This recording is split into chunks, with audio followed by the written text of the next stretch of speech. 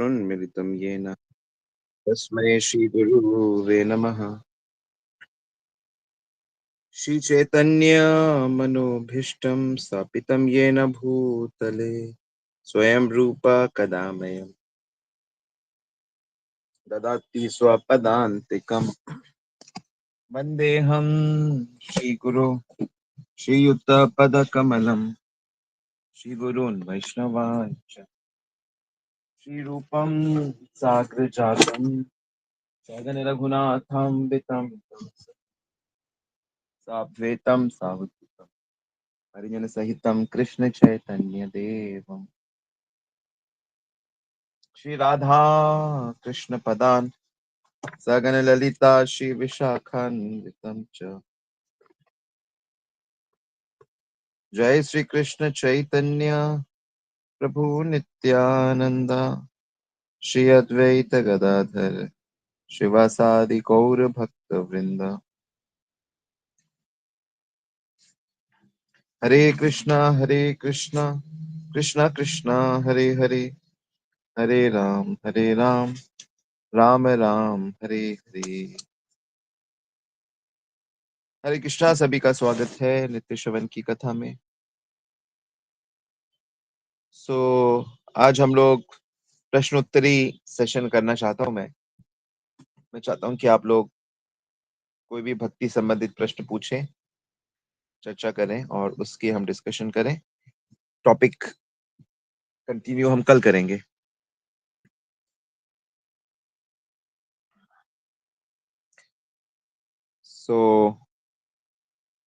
Question answer session करेंगे हम आज। बेसिक्स टू एनीथिंग, आप कुछ भी डिस्कस कर सकते हो।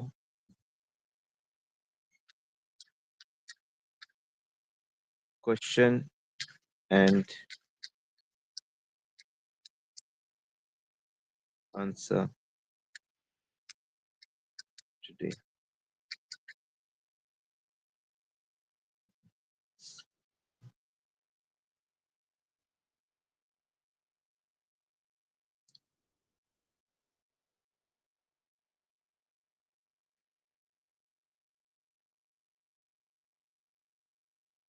प्रश्न उत्तर सेशन करेंगे आज हम।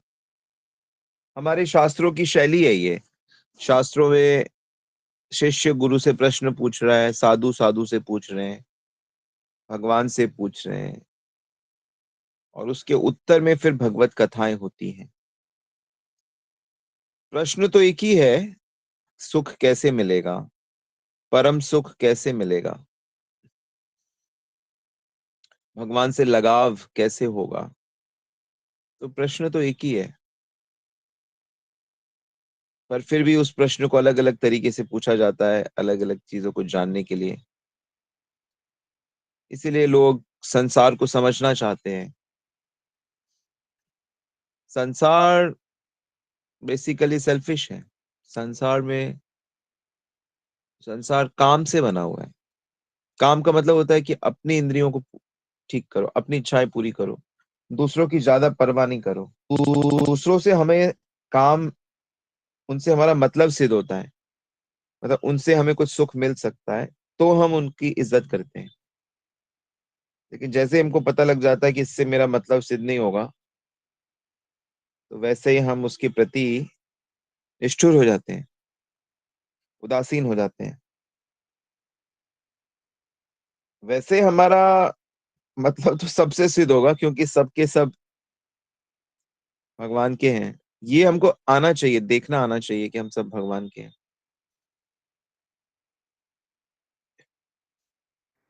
हरे कृष्णा स्वामी जी, दंडवत प्रणाम।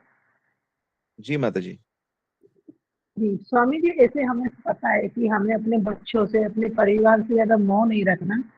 पर स्वामी जी, ऐसा क्यों होता है? हम सब जानते हुए भी हमें अपने बच्चों से, खासकर बच्चों से इतना मोह क्यों होता है? अगर बच्चे चले जाते तो हमारा हर चीज से मन नहीं लगता, भगवान की सेवा में भी मन नहीं लग रहा, किसी चीज में हमारा मन नहीं लग रहा। तो मतलब कि मतलब ये लगता है कि जैसे हमारे बच्चे, हमें पता है कि वो अब बड़े हैं, बाहर जा रहे हैं पढ़ने के लिए, तो उन्हें जाना ही है। पर स्वामी जी, बच्चों के बिना बस ये लगता है कि हमारा जीवन बिल्कुल अधूरा हो गया। तो ऐसे क्यों होता है स्वामी जी? सब जानते हुए भी हम इतने अनजान क्यों बन जाते हैं? अभ्यास है ना आपको हरे उसका। कृष्ण स्वामी जी। मन बहुत ज्यादा उस पर लग गया है ना। बच्चे को जब पेट में रखा 9 महीने, तो उसका बहुत ज्यादा चिंतन किया। फिर जब वो प्रकट हुआ, तो उसको बहुत तरीके से दुलार किया। बार बार बार बार अपनेपन का भाव किया। तो उससे ये अज्ञान रूपी जो आसक्ति बहुत ज्यादा हो गई है। इसका मूल कारण यही है। पहले तो थे नहीं थे बच्चे आपके, शुरू से तो नहीं थे, और अंत में भी आपके साथ नहीं रहेंगे। तो बीच में ये जो मन लगा दिया बच्चों में, पति में, घर में, पैसे में, ये इसकी एक तरफा एक अंग है, इसका बड़ा स्ट्रांग है। पुत्र में, स्त्री में, घर में, संपत्ति में, धन में, इन सब में बहुत ज्यादा मन लगता है। मतलब मन बहुत ज्यादा इनमें लगता है, शास्त्र ऐसा कहते हैं। तो कोई नहीं, अपने बच्चों को भगवान का अंश देखो, उनको भक्त मान के उनकी सेवा करो, तो जो मोह है वो हट जाएगा। तो भगवान के बच्चे लगने लगेंगे फिर, और सच में होगा ऐसा, सिर्फ कहने से नहीं है ये, ऐसा हो जाएगा क्योंकि जी सत्य है ये। जी जी। जी स्वामी जी, स्वामी जी ऐसे कि भगवान के बच्चे ही मान के हम उनको सब, और स्वामी जी ऐसे हमारे बच्चे हमसे दूर जाते हैं कहीं पढ़ने, तो स्वामी जी ये कुछ हमारे कर्म होते हैं कि हमें बच्चों का प्यार ना मिलते, वो दूर चले गए हमसे कि कोई भी स्वामी जी ऐसे हम तो कोई भी चीज यही बिना चाहते हैं ना कि हमारे बच्चे। कर्म फल के कैसे हो सकती है? कोई भी चीज जो कर्म फल है, वो भगवान के साइन करने के बाद ही तो आपके पास आती है। तो बिना कर्म फल के वो हो कैसे सकता है? आप एक एक कदम भी आगे बढ़ाती हो, तो वो भी कर्म का फल होता है कि वहां से वहां तक आप जा सकते हो। उसमें कोई आपको बाधा नहीं देगा। लेकिन अगर कर्म फल आपको अलाउ नहीं करते, तो आप पैर हिला भी नहीं सकती, या भूल जाओगी वहां जाना, या चोट लग जाएगी, या कैंसिल हो जाएगा। तो उनके पास हजार तरीके हैं रोकने के। तो कर्मों के फल रूप से ही चीजें होती हैं। तो आपने हमने अपने कर्मों के फल को भक्ति में कन्वर्ट कर देना है। मतलब जो भी कर्म हम कर रहे हैं, कोई भी कर्म, आप बस उसमें ये जोड़ देना आपने कि इस कर्म से भगवान कैसे खुश होंगे, उनको क्या फायदा होगा। मान लो भगवान एक व्यक्ति हैं, वे तो वैसे तो महान व्यक्ति हैं, व्यक्ति तो है ही वो भी, उसी महान व्यक्ति को हम भगवान कहते हैं। मान लो भगवान आपके घर में ही रहते भी हैं वो, तो जो भी काम मैं कर रही हूँ, जो भी मैं सोच रही हूँ, बोल रही हूँ, करूंगी, तो उससे उनको फायदा क्या होगा, बस ये सोचो बस। हर चीज में उनको फायदा कैसे होगा, तो वो कार्य आपका भक्ति बन जाएगा। उनको प्रसन्नता कैसे होगी, उनको सुख कैसे मिलेगा, बस वो कर्म भक्ति हो गया। संतान के साथ रहोगी, तो भगवान को कैसे फायदा होगा? भगवान को कैसे, तो हम ज्यादा सुख सेवा कर पाएंगे संतान के साथ। तो संतान को चाहना, साथ में रहना, भक्ति हो जाएगा। लेकिन भगवान को भूलकर, भगवान के उद्देश्य रख के उसको अपने पास, अपनी सुरक्षा, अपने बेनिफिट के लिए सोचना, ये फिर सांसारिक कार्य हो जाएगा। सांसारिक कार्य का फल बंधन होता है, दुख होता है, पीड़ा होती है। आए समझ में? जी स्वामी तो जी। पहले स्वामी मोह, बहुत हरे चिंतन कृष्ण। किया है, इसलिए मोह हो गया है। अभी उनको भगवान का समझो, उनके भीतर भगवान देखो, और भगवान उनके रक्षक है, ऐसे देखना है। मैं रक्षक नहीं हूँ, मैं पालन करता नहीं हूँ, भगवान है, कृष्ण है। तो फिर ये मोह चला जाएगा। जी स्वामी जी, आपने इतना अच्छा बता दिया कि मतलब मन में इतने सवाल उठ रहे थे, इतना सब था, तो मतलब ये सब हो गया। माता पिता तो प्रभु जी, स्वामी जी एक टाइम तक रहते, पर भगवान तो हर वक्त उनके साथ रहता है। हर वक्त स्वामी जी बहुत सुंदर। हरे कृष्णा उनके स्वामी साथ, जी, हर वंदे वक्त है, प्रभु। उन्हीं के बच्चे हैं वो। सारे जीव भगवान के ही संतान है, हमको सबको ऐसे ही देखना है। हम अपना और पराया देखते हैं, हम अपने देश का और विदेशी देखते हैं, हम दुश्मन और दोस्त देखते हैं। इसको द्वंद बोलते हैं। यही दुख शुरू हो जाता है।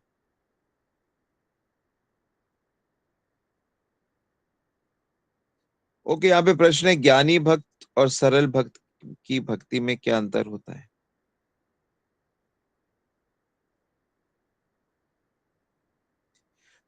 ये तो डिपेंड करता है कि आप इस ज्ञानी शब्द को कैसे देख रहे हो। तो गीता में भगवान ज्ञानी शब्द की बहुत तारीफ करते हैं। भगवान तो कहते हैं, ज्ञानी तो मेरे मेरे जैसा ही है। ज्ञानी तो आत्म में मताम, आर्तो अर्थार्थी जिज्ञासु, ज्ञानी च भरतर्षभ। भगवान कहते हैं, चार प्रकार के लोग मेरे पास आते हैं। जो दुखी दुखी हैं, जो धन चाहते हैं, अर्थार्थी हैं, जिज्ञासु हैं, जानना चाहते हैं मुझे, और जो बुद्धिमान है, ज्ञानी है, जो समझते हैं कि भगवान कौन है, हमें भगवान की भक्ति करनी चाहिए, उनकी शरणागति लेनी, ये सब समझ के जो आए हैं, वो वाले ज्ञानी। और सरल भक्त है, वो तो शुद्ध भक्त है, उसका तो भगवान से प्रेम हो गया। तो ये एक तरीके से मैं ज्ञानी शब्द को ऐसे देख सकता हूँ। एक ज्ञानी होता है जो जो ईश्वर को निराकार समझता है, वो भी भक्ति करता है, वो भी कृष्ण नाम जपता है, राम नाम जपता है, शिव का नाम जपता है, लेकिन वो उस भक्ति करके क्या कहते हैं, निराकार को प्राप्त करना चाहता है। तो वो अच्छा नहीं है, ये अच्छी बात नहीं है। उसके लिए अच्छी है कि वो कहेगा, नहीं मेरी तो ऐसी बुद्धि होता, हाँ आपके लिए अच्छी है, लेकिन महापुरुषों के द्वारा ये इतना सम्माननीय नहीं है। सरल भक्त है कि जो, सरल कौन है? सरल मतलब शुद्ध है वो मान अपमान में फंसता नहीं है, दिखावा नहीं करता, सीधी सादी अपनी सेवा भक्ति करता है, भगवत धाम जाता है। तो आपके शब्दों से लग रहा है कि हमें सरल भक्त वाला ही चुनना चाहिए। ज्ञानी भक्त चाहे जो भी है, सरल भक्ति ही शुद्ध है। समझ में आया? जी प्रभु जी, धन्यवाद। कशिश माता जी का प्रश्न है, संप्रदाय को डिटेल में बताएं और हर संप्रदाय के प्रथम आचार्य के बारे में भी थोड़ा सा शेयर कर दें। इसको तो आप YouTube में अच्छे से सुन सकते हो, इसके आर्टिकल्स पढ़ सकते हो आप। इंटरनेट में छाया हुआ है चार संप्रदाय के विषय में। श्री संप्रदाय के आचार्य रामानुजाचार्य हैं, रुद्र संप्रदाय के आचार्य विष्णु स्वामी हैं, कुमार संप्रदाय के आचार्य निम्बार्क स्वामी हैं, और ब्रह्म संप्रदाय के स्वामी आचार्य मध्वाचार्य हैं। इसी कुमार मध्व संप्रदाय से महाप्रभु ने हमारे संप्रदाय को जोड़ा है, इसलिए हम अपने को गौड़ीय मध्व संप्रदाय कहते हैं। चार ऑथेंटिक संप्रदाय से महाप्रभु ने इसे जोड़ा है, हमारे हरे कृष्ण को। और चारों संप्रदाय की कुछ कुछ भावनाएं हमारे संप्रदाय में है।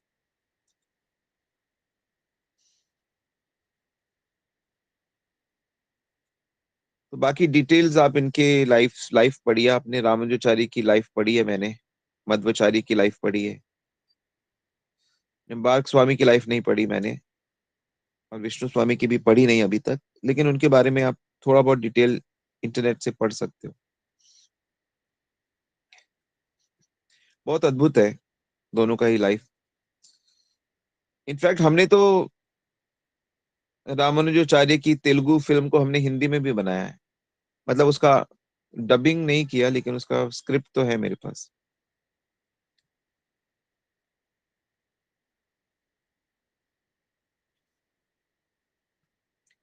इंटरनेट में भी है, आप इनका पता कर सकते हो। ठीक है, अच्छा लगेगा आपको बहुत। ओके, सुमन माता जी का प्रश्न है कि प्रभु जी, भगवान से लगाव ही चाहिए, प्रेम भक्ति चाहिए, मार्ग दर्श, दर्श, मार्गदर्शन करें। तो इसके लिए आपको ना भक्ति को गंभीरता से करना होगा। भगवान को जैसे जिसको अच्छे से जाना जाता है ना, जिसको हम अच्छे से जान जाते हैं, तो हमें उससे प्रेम हो जाता है। और अच्छी बातें जान जाते हैं, बुरी बातें जानेंगे तो द्वेष हो जाएगा, दुखी हो जाएंगे। लेकिन यदि हम भगवान को वाकई जान जाएं, तो हमें से उनसे प्रेम होना बहुत 100% हो जाएगा। तो उनको जानने के लिए ना शुद्ध मन चाहिए होता है। गंदे मन से ना भगवान को नहीं जान सकते आप। कि बैठ गए, प्रवचन सुन रहे हैं, चलो भगवान को नहीं जान सकते आप। साधना करनी पड़ती है। साधना करने से मन शुद्ध हो जाता है। मन बुद्धि शुद्ध हो जाती है ना, कि मन में काम वासनाएं नहीं रहती, क्रोध वासनाएं, लोभ, ईर्ष्या, द्वेष हट ही जाता। होते हैं ना कुछ कुछ लोग बड़े सीधे होते हैं। आपने नोट किया होगा, कुछ कुछ लोग बड़े सीधे होते हैं। लोग तो परेशान होते हैं, ये इतने सीधे क्यों है। और वास्तव में वो जो सीधापन है ना, वही प्रगति है।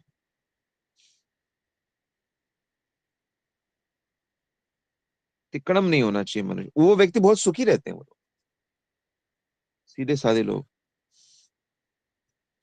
विनम्र लोग।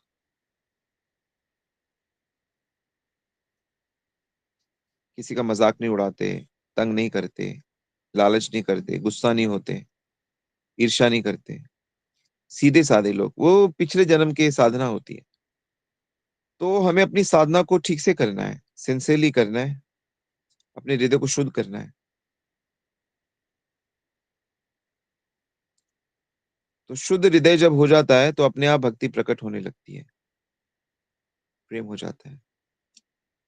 करने वाली चीजें करो, नहीं करने वाली से बचो, परफेक्ट करो लाइफ। ठीक है।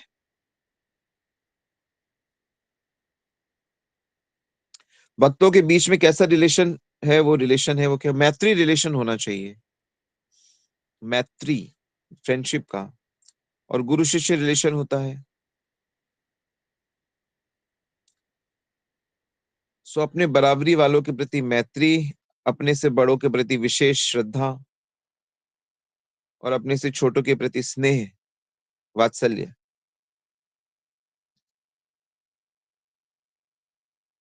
लेकिन कुल मिला के भक्तों के प्रति भी सेवा भाव रखना, सेवा भाव ही रखना है, तभी आनंद आएगा। चाहे वो हमारी सेवा करें, हमें प्रणाम करें, हमें ग्लोरीफाई करें, वो करने दो उनको। अब हम लोग साधु हैं, तो हम लोग का लोग बहुत सम्मान करते हैं, बहुत प्रेम करते हैं, करने दो।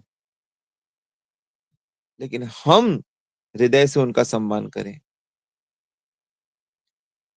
लोग हमसे ईर्ष्या भी करते हैं, द्वेष भी करते हैं, करने दो। लेकिन हमें उनके प्रति मित्रता, फेवरेबल फेवरेबल रहना चाहिए। हमें उनके भीतर कृष्ण देखने चाहिए। तो भक्तों का आपस में भी मित्र, स्नेह, वात्सल्य ऐसा संबंध होता है, सेवा का संबंध होता है। और अगर इस संबंध में खटास आ रही है, दुविधा आ रही है, परेशानी आ रही है, इसका मतलब भक्ति के नियमों का कोई पालन नहीं कर रहा दो में से। इसका मतलब ही ये होता है। ठीक है।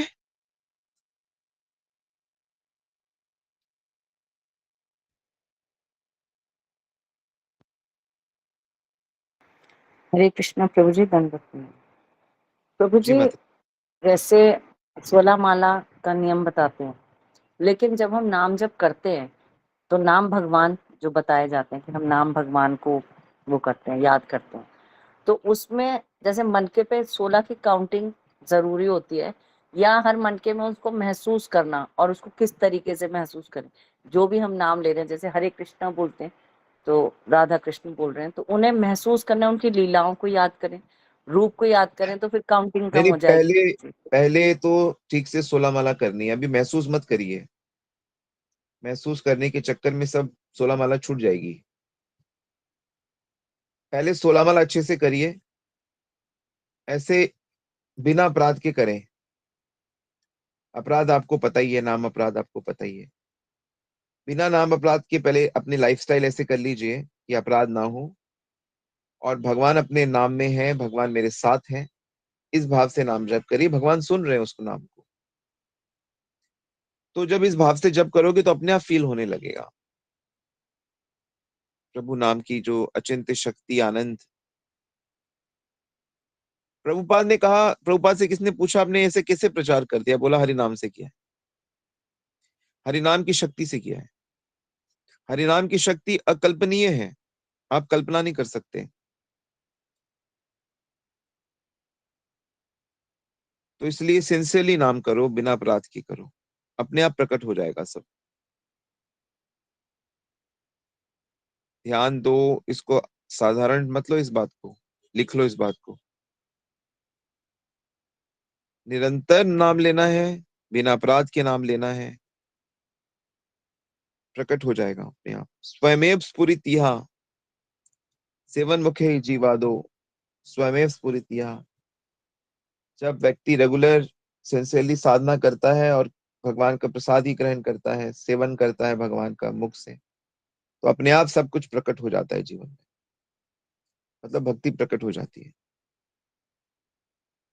भक्ति एक ऐसी चीज है जो एक बार आएगी ना फिर जाएगी नहीं, नोट कर लो इसको। जितना परसेंट भी आ गई, अगर मान लो 10% भक्ति आ गई जीवन में, तो 10% अब कब कम नहीं होगा।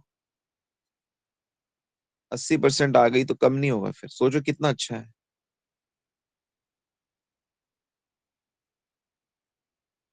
ओके।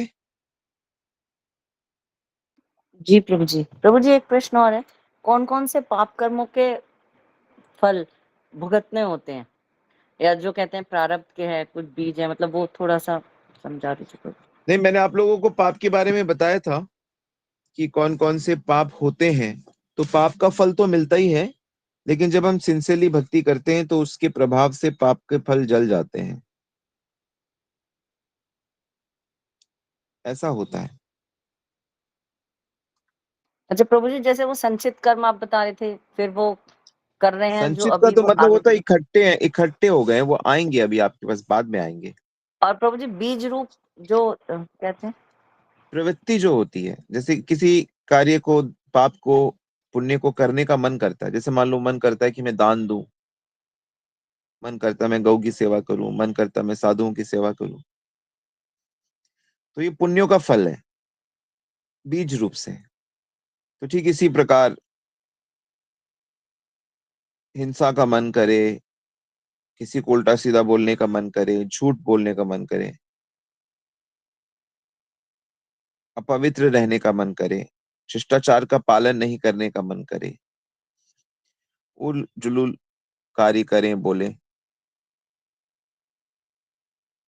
तो ये सब पाप के बीज हैं। ये सब बीज क्या होता है, फल बन, पेड़ बनने की कोशिश करता है, पाप करने की कोशिश, ये बीज है ये। तो ऐसा मन भी नहीं करेगा आपका, गलत सोचेगा भी नहीं, यानी अंदर से साफ हो गया है।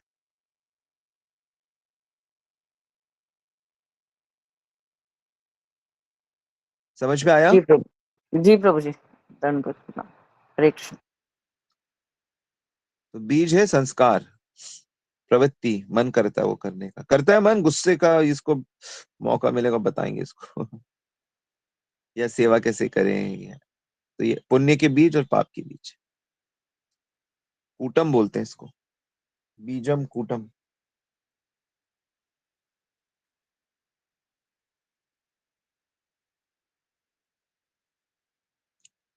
यस।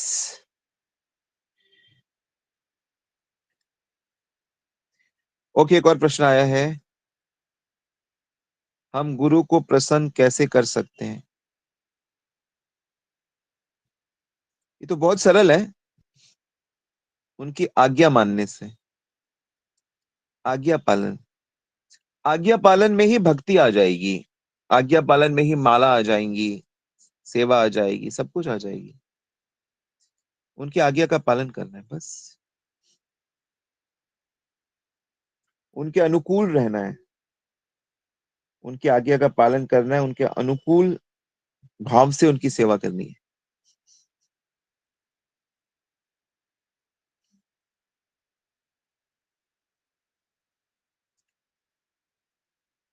ठीक है गौरव प्रभु, सब लोग नोट कर लो, गुरु आज्ञा पालन ही हम लोग का सबसे इंपॉर्टेंट पॉइंट है।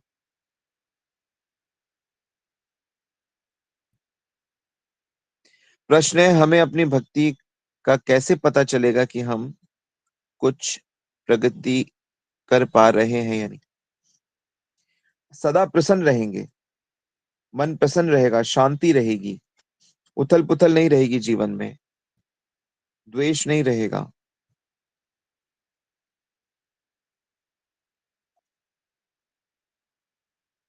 स्वयं ही प्रमाण हो, अपना मन ही प्रमाण है इसमें, मन का आनंद ही प्रमाण है। जैसे जब आपको भूख लगती है तो आप जब खाते हो तो भूख मिटती है, आनंद आता है, स्वाद मिलता है।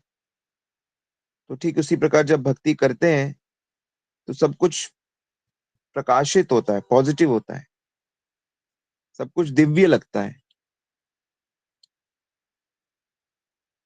दोष नहीं गुण दिखते हैं, दंड नहीं कृपा का मन करता है।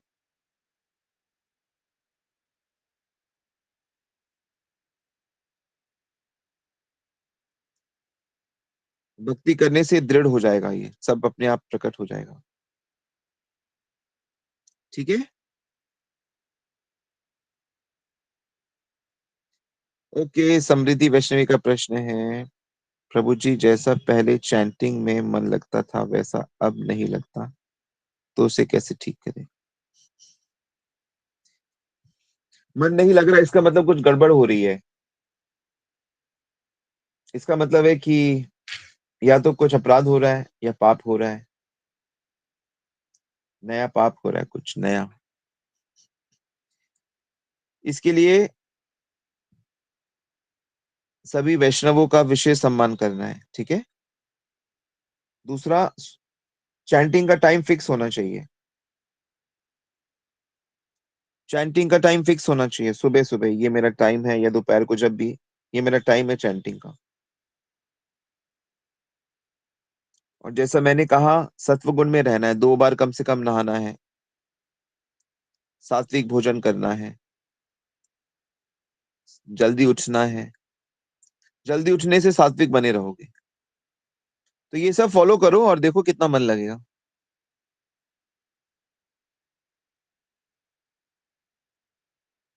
ओके। चैंटिंग का टाइम फिक्स करो। यदि 16 माला करते हो तो 2 घंटे का टाइम बताओ मुझे, कौन सा टाइम है, ये टाइम मेरा चैंटिंग का टाइम है। ऐसी कोई कमिटमेंट ही नहीं है। अगर आपकी ऐसी कोई कमिटमेंट ही नहीं है, नहीं बस हो जाएगी जी, बस कर लेंगे जी पूरे दिन भर में, आप सिंसियर थोड़ी हो। चैंटिंग को आपने टाइम ही नहीं रखा उसका।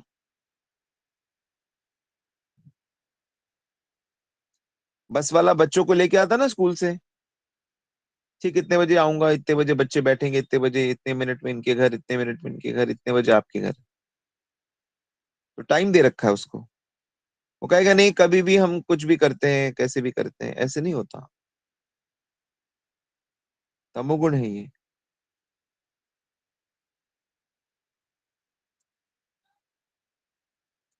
यहाँ प्रश्न है, प्रभु जी हम 16 माला जप करते हैं, हमको किस माला से जप करना चाहिए, तुलसी माला से कर सकते हैं क्या।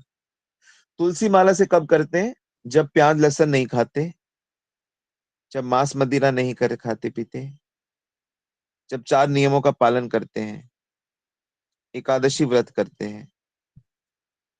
4 नियमों का पालन करते हैं,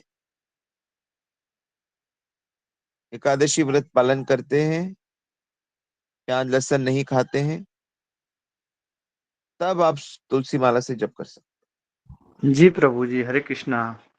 जी प्रभु जी, 4 नियम पालन करते हैं। हैं।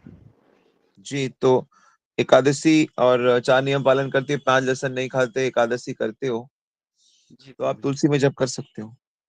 जी प्रभु जी, साल भर से हम कुछ नहीं खाते हैं, प्याज लहसुन और ये सब कुछ भी नहीं है। 16 माला भोग जप लगा के करते। खाते हैं, भोग लगा जी के खाते हैं। जी प्रभु जी, जो भी एकादशी, बना। एकादशी व्रत भी हम साल भर से प्रभु जी कर रहे हैं। तो आप एक तुलसी साल। की माला में निश्चित जपिए।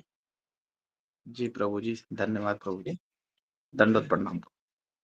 मैंने आज ही एक माता जी को तुलसी की माला दी है कि वो योग्य हैं इसको जपने के। ऑल राइट, तो ठीक है, हम लोग यहीं रुकते हैं। Thank you very much. Srila Prabhupada की जय, गुरु महाराज की जय, गुरु प्रेमानंद।